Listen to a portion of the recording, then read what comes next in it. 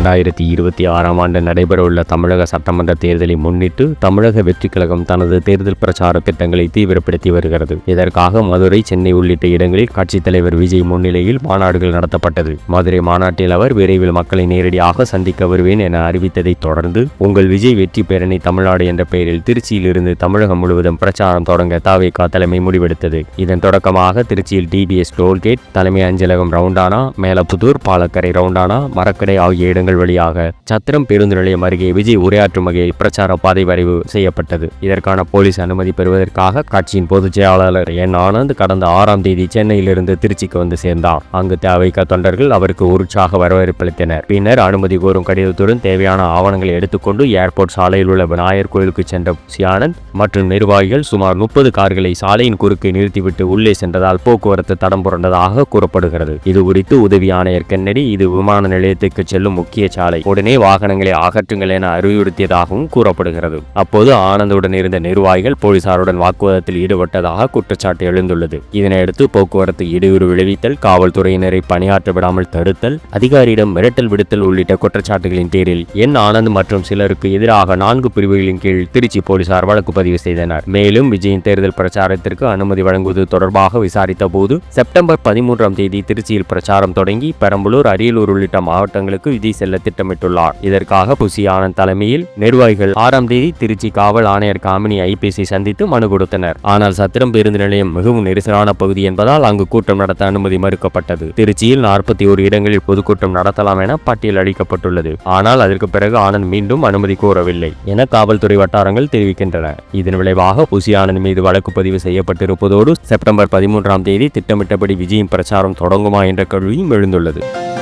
புரட்சி தமிழகம் கட்சி தலைவர் ஏர்போர்ட் மூர்த்தி கைது செய்யப்பட்டதை கடுமையாக கண்டித்து நாம் தமிழர் கட்சியின் தலைமை ஒருங்கிணைப்பாளர் சீமான் எக்ஸ் தளத்தில் தனது பதிவை வெளியிட்டுள்ளார். அதில் அவர் கூறியிருப்பதாவது: புரட்சி தமிழகம் கட்சியின் தலைவர் அன்பிற்கினிய அண்ணன் ஏர்போர்ட் மூர்த்தியை கைது செய்திருக்கும் திமுக அரசின் நடவடிக்கை முற்றிலும் அடாவடித்தனமானது. காவல்துறை தலைமை இயக்குனர் அலுவலக வாசலில் புகார் அளிக்க சென்ற அவர் மீது குண்டர்கள் தாக்குதல் நடத்தியது அனைவரும் கண்ட உண்மை. தனியொருவராக நின்று அவர் தற்காத்துக் கொள்ள மட்டுமே முயன்ற காட்சிகள் ஊடகங்களில் வெளிவந்துள்ளன. இத்தகைய சூழலில் பாதிக்கப்பட்டவராக மூர்த்தியின் மீதே வழக்கு பதிவு செய்து சிறையில் அடைப்பது சட்டத்தின் பெயரில் நடைபெறும் அதிகார அத்துமீறலின் வெளிப்படையான சான்றாகும். இது பாசிச ஆட்சியின் முகமுடியை தெளிவாக காட்டுகிறது. மக்களின் உரிமைகளை ஒடுக்கி எதிர்ப்புகளை அடக்க முயலும் இந்த ஆட்சியின் அகந்தை நீண்ட நாள் வரை நீடிக்காது. அதிகாரத்தின் போதை, பதவியின் பெருமிதம் எவ்வளவு நீடித்தாலும் உண்மை வெல்லும் நாள் நிச்சயமாக வரும். மக்களின் ஆதரவை மீறி நடத்தப்படும் இந்த அடக்குமுறை அரசியல் விரைவில் முறியடிக்கப்படும் என்பதை வரலாறு நிரூபிக்கும். இவ்வாறு தனது பதிவில் சீமான் கண்டனம் தெரிவித்துள்ளார்.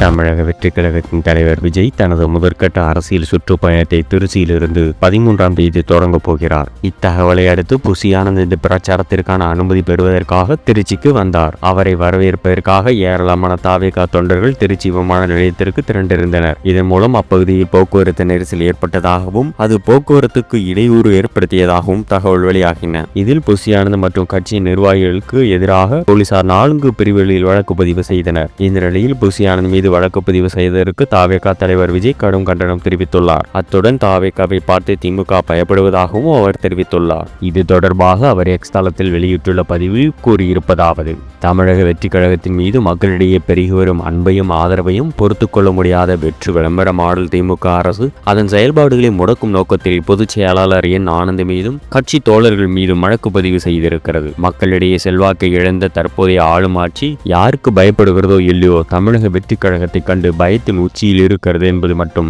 மீண்டும் மீண்டும் நிரூபணமாகிறது. தேர்தல் பிரச்சார பயணம் என்பது அனைத்து கட்சிகளும் மேற்கொள்ளும் ஜனநாயக பூர்வமான பிரதான நடவடிக்கை தான். மற்ற கட்சிகளின் இதுபோன்ற நடவடிக்கைகளை சர்வசாதாரணமாக எடுத்துக்கொள்ளும் இந்த வெற்று விளம்பர மாடல் அரசு நமது தமிழக வெற்றி கழகத்தின் மக்கள் நலனுக்கான செயல்பாடுகளை கண்டாலே அஞ்சி நடுக்குகிறது. தோல்வி பயத்தால் ஆட்சியாளர்கள் தங்களின் தூக்கத்தை இழந்து முழு நேரமும் நம்மை வீழ்த்துவதை பற்றி சிந்தித்து காவல்துறைக்கு நெருக்கடி கொடுத்து நம் செயல்பாட்டை முடக்க நினைக்கிறார்கள். அதன் ஒரு பகுதிதான் திருச்சியில் நமது கட்சி பொதுச் செயலாளர் என் ஆனந்த் மற்றும் கட்சி தோழர்கள் மீது பதியப்பட்டுள்ள வழக்கு. திமுக அரசின் இத்தகைய பழிவாங்கும் நடவடிக்கைகளை வன்மையாக கண்டிப்பதோடு என் ஆனந்த் மீதும் கழக தோழர்கள் மீதும் பதியப்பட்ட வழக்கை திரும்ப பெற வேண்டும் என வலியுறுத்துகிறேன். இவ்வாறு இதில் தெரிவிக்கப்பட்டுள்ளது.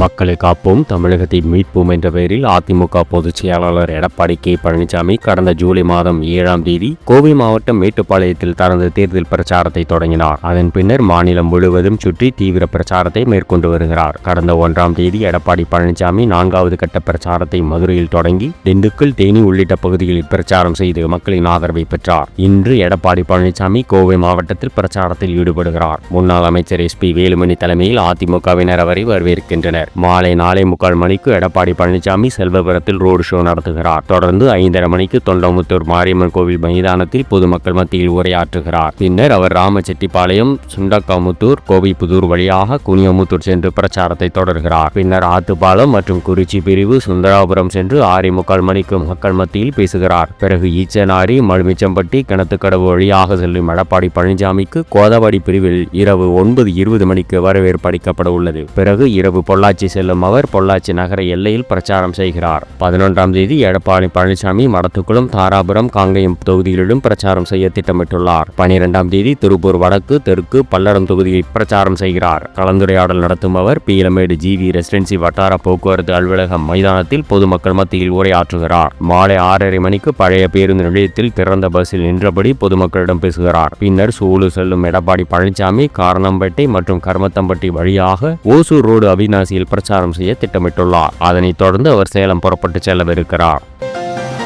இலங்கை தமிழ் அகதிகளுக்கு நீண்டகால விசாக்களை மறுக்கக்கூடாது என்றும் குடியுரிமை வழங்கும் வகையில் சட்ட திருத்தம் தேவை என்றும் பாமக தலைவர் அன்புமணி ராமதாஸ் கூறியுள்ளார். இலங்கையில் போர் முடிந்த பிறகும் கூட 2015ஆம் ஆண்டு ஜனவரி 9ஆம் தேதி வரை இந்தியாவுக்கு வந்த இலங்கை அகதிகள் சட்டவிரோதமாக குடியேறியவர்களாக கருத மாட்டார்கள் என்று அறிவிக்கப்பட்டிருக்கும் போதிலும் கூட அதை பயன்படுத்திக் கொண்டு அவர்கள் நீண்டகால விசாவுக்கு விண்ணப்பிக்க முடியாது என்று மத்திய அரசு அறிவித்திருக்கிறது. இலங்கை தமிழ் அகதிகள் இந்திய குடியுரிமை பெறுவதற்கு முட்டுக்கட்டை போடும் மத்திய அரசின் இந்த நிலைப்பாடு ஈழத்தமிழர் நலன்களுக்கு எதிரானதாகும். இலங்கையில் போர் தொடங்கிய பிறகு 1983ஆம் ஆண்டு ஜூலை மாதத்திற்கு பிறகு இந்தியாவுக்கு வந்த இலங்கை அகதிகளுக்கு இந்திய குடியுரிமை வழங்கக்கூடாது என்று 1986ஆம் ஆண்டு அனைத்து மாநில அரசுகளுக்கும் மத்திய அரசு கடிதம் எழுதியதாகவும் அது இப்போதும் தொடர்வதாகவும் மத்திய அரசு அதிகாரிகள் தெரிவித்துள்ளனர். நீண்டகால விசாக்கள் எனப்படுவை ஓராண்டு முதல் 5 ஆண்டுகளுக்கு வழங்கப்படும். அவற்றை புதுப்பித்துக் கொள்ள முடியும். நீண்டகால விசாவை பயன்படுத்தி இந்தியாவில் ஒருவர் 11 ஆண்டுகள் தொடர்ந்து தங்கியிருந்தால் அதை காட்டி அவர்கள் இந்தியாவில் நிரந்தர குடியுரிமை பெற முடியும். ஆனால் இலங்கை தமிழ் அகதிகளுக்கு நீண்டகால விசாக்கள் வழங்கப்படாது என்று அறிவிக்கப்பட்டிருப்பதன் மூலம் அவர்களுக்கு இந்திய குடியுரிமை கிடைக்க வாய்ப்பில்லை என்ற நிலை உருவாகியுள்ளது. நாடாளுமன்றத்தில் அண்மையில் நிறைவேற்றப்பட்ட 2025ஆம் ஆண்டின் குடியேற்றம் மற்றும் வெளிநாட்டவர் சட்டத்தின்படி கடந்த செப்டம்பர் 2ஆம் தேதி வெளியுறவுத்துறை பிறப்பித்த அறிக்கையின்படி இலங்கை, வங்கதேசம், பாகிஸ்தான், நேபாளம் ஆகிய நாடுகளிலிருந்து இந்தியாவுக்கு அகதிகளாக வந்த சிறுபான்மை சமூகங்கள் சட்டவிரோதமாக குடியேறியவர்களாக கருதப்பட மாட்டார்கள். அவர்கள் மீது நடவடிக்கை எடுக்கப்படாது என்று அறிவிக்கப்பட்டிருந்தது. அந்த பட்டியலில் உள்ள பிற நாட்டவர்களுக்கு நீண்டகால விசாவும் அதன்பின் குடியுரிமையும் வழங்கப்படும் எனும் நிலையில் இலங்கை தமிழ் அகதிகளுக்கு மட்டும் அந்த சலுகையை மறுப்பது நியாயமல்ல. தமிழ்நாட்டிற்கு அகதிகளாக வந்த ஈழத்தமிழர்கள் மீண்டும் அங்கு சென்று வாழ்வதற்கான வாய்ப்புகள் மிகவும் குறைவு. அவர்கள் தமிழ்நாடு போன்ற மாநிலங்களில் கண்ணியமாக வாழ வகை செய்யப்பட வேண்டும். அதற்கு வசதியாக இலங்கை தமிழ் அகதிகளுக்கு முதல் கட்டமாக நீண்டகால விசாவும் பின்னர் குடியுரிமையும் வழங்கும் வகையில் உரிய சட்ட திருத்தங்களை மத்திய அரசு செய்ய வேண்டும் என்று வலியுறுத்துகிறேன். இவ்வாறு அதில் தெரிவித்துள்ளார்.